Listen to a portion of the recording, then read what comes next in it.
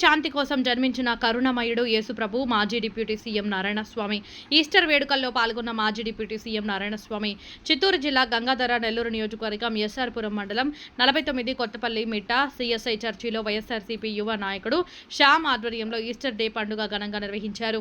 ఈ కార్యక్రమానికి ముఖ్య అతిథిగా మాజీ డిప్యూటీ సీఎం నారాయణస్వామి పాల్గొన్నారు। ఈ సందర్భంగా ఆయన మాట్లాడుతూ ప్రపంచ శాంతి కోసం దైవదూతగా జన్మించి ప్రపంచంలో శాంతి నెలకొల్పిన మహానీయుడు కరుణామయుడు యేసుప్రభు అని అన్నారు। ఆయన అడుగుజాడల్లో ప్రతి ఒక్కరూ నడవాలని సూచించారు। ప్రతి కార్యకర్త నాయకుడికి నేను అండగా ఉంటా, ఎవరూ అధైర్యపడకండి అని అన్నారు। ఇదే ఉత్సాహంతో రానున్న రోజుల్లో అధికార పార్టీ చేసే దౌర్జన్యం, అరాజకం, అన్యాయాన్ని ప్రశ్నించాలని కార్యకర్తలకు నాయకులకు సూచించారు।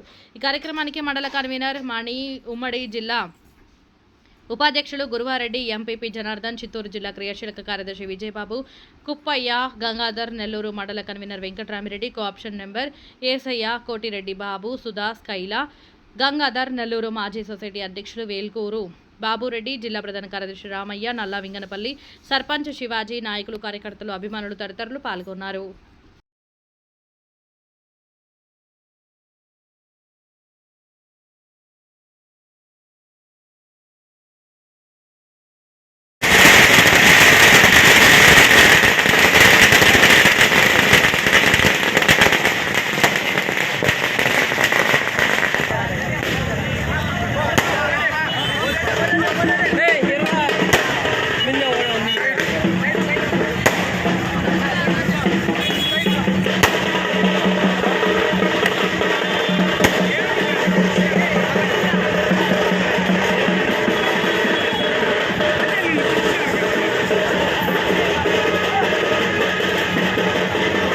మీ అందరికీ చూసే భాగ్యం కలిగింది।